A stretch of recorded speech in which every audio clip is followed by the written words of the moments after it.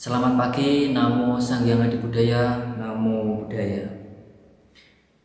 Anak-anak, pada kesempatan kali ini marilah kita belajar pada bab 1. Pertemuan keempat, materi keajaiban-keajaiban lainnya dalam pencapaian penerangan sempurna. Namun sebelumnya marilah kita berdoa kepada Tuhan Yang Maha Esa, Sang Hyang Adibuddha, dengan mengucapkan nama Karagata bersama-sama. Nama Karagata. Arahang Sama Sambuddho Bhagawa Buddhang Bhagawantang Abiwademi. Swakato Bhagawata Dhammo Dhammang Namasami. Supatipano Bhagavato Sawaka Sangho Sanghang Namami. Sabe sata bhavantu sukitata, semoga semua makhluk hidup berbahagia. Sadu, sadu, sadu. Baik, kita akan mulai pembelajaran pagi hari ini. Silakan simak video Bapak Guru menjelaskan materi pada pertemuan kali ini. Setelah bertapa, Gautama mendapatkan tempat dengan singgasana permata yang besar dan dengan kondisi tubuh yang sehat dan baik, serta dengan keyakinannya untuk mencapai kebuddhaan. Kemudian Pertapa Siddhartha melakukan meditasi anapana atau anapanasati, yaitu meditasi dengan menggunakan objek keluar dan masuknya napas. Tidak seberapa lama pikiran-pikiran yang tidak baik mengganggu batinnya, seperti keinginan kepada benda-benda duniawi, tidak menyukai penghidupan suci yang bersih dan baik, perasaan lapar dan haus yang luar biasa, keinginan yang sangat dan melekat kepada benda-benda, malas dan tidak suka mengerjakan apa-apa, takut terhadap jin-jin, hantu-hantu jahat, keraguan-raguan, kebodohan, keras kepala, keserakahan, keinginan untuk dipuji dan dihormati, dan hanya melakukan hal-hal yang membuat dirinya terkenal, tinggi hati, dan memandang rendah kepada orang lain. Perjuangan hebat dalam batin Pertapa Gautama melawan keinginan dan nafsu-nafsu tidak baik digambarkan sebagai perjuangan melawan Dewa Mara yang jahat, seperti dapat diikuti dalam bacaan di bawah ini. Nah, anak-anak, marilah kita simak bersama-sama cerita berikut ini. Pada saat itu muncul Mara, Dewa Hawa Nafsu, yang bermaksud menghalang-halangi Pertapa Gautama memperoleh penerangan agung, disertai bala tentaranya yang maha besar. Pertapa Gautama berlindung kepada 10 kesempurnaan kebajikan atau paramita yang sejak lama dilatihnya. Semua usaha Mara gagal, dan akhirnya Mara melempar caka Uda yang ternyata berubah menjadi payung, dengan tenang bergantung dan melindungi kepala Pertapa Gautama. Pertapa Gautama memperlihatkan kesabaran terhadap semua perbuatan buruk dari Mara jahat. Tidak sedikit pun merasa sedih, dan beliau melihat Mara tanpa rasa takut, tetapi dengan penuh cinta kasih dan welas asih. Bumi telah menjadi saksi bahwa Pertapa Siddhartha lulus dari semua percobaan dan layak untuk menjadi Buddha. Gajah Girimekala berlutut di hadapan Pertapa Gautama dan Mara menghilang, lari bersama dengan bala tentaranya. Para dewa yang menyingkir sewaktu Mara tiba dengan bala tentaranya datang kembali, dan semua bersukacita dengan keberhasilan Pertapa Gautama. Setelah berhasil mengalahkan Mara, Pertapa Gautama memperoleh kebijaksanaan.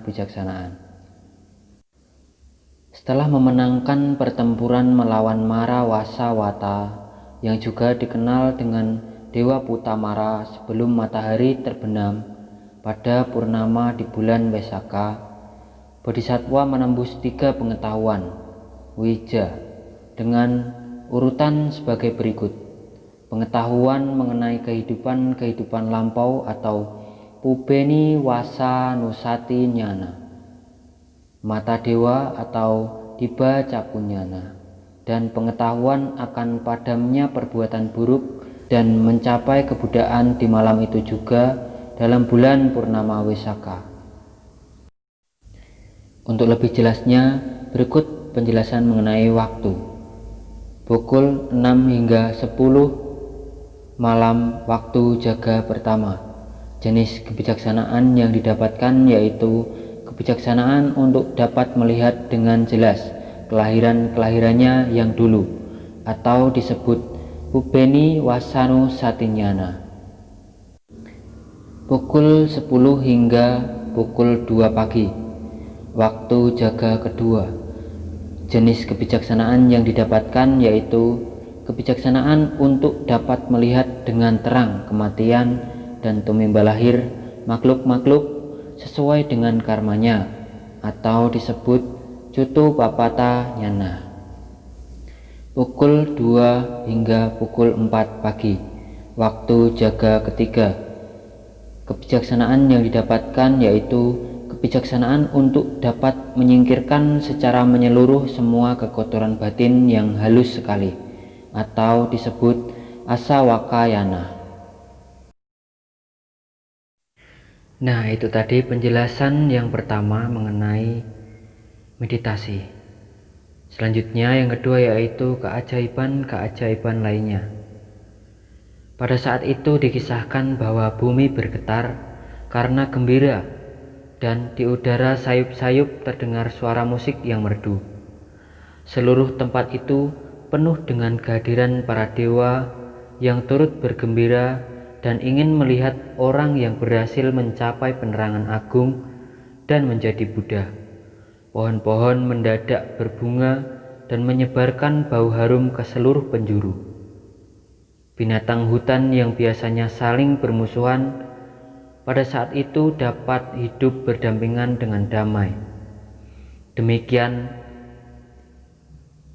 Pangeran Siddhartha yang dilahirkan pada saat Purnama Siddhi di bulan Waisak tahun 623 sebelum Masehi. Ia menikah pada usia 16 tahun dan meninggalkan istana pada usia 29 tahun.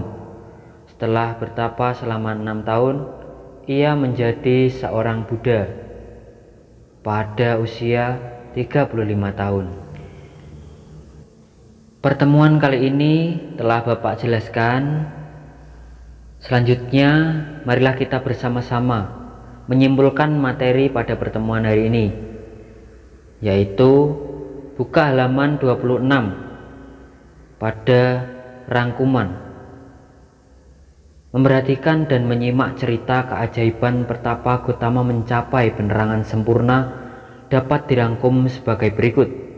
Yang pertama, Pertapa Gotama dengan usaha yang sangat kuat serta pantang menyerah melakukan upaya yang gigih dan sumpah untuk dapat mencapai yang dicita-citakannya, yaitu dalam rangka mencapai kebudayaan atau kesempurnaan.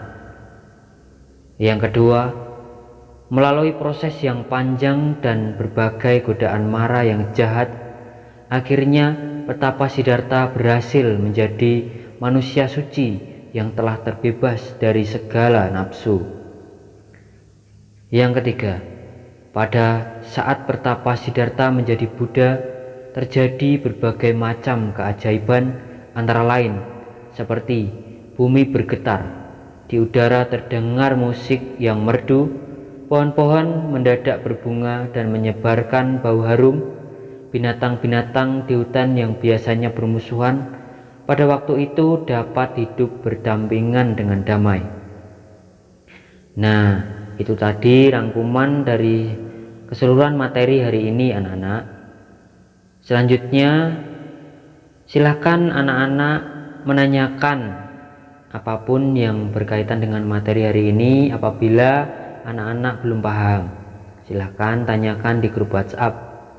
Setelah itu kalian mengerjakan evaluasi yang terdapat pada halaman 32. Nah, namun kalian cukup mengerjakan lewat link Google Form yang akan Bapak kirimkan di grup WhatsApp. Tetap semangat belajar, selalu patuhi protokol kesehatan. Bapak akhiri pertemuan kali ini. Salam dalam Dhamma, Namo Sang Hyang Adi Budaya, Namo Buddhaya.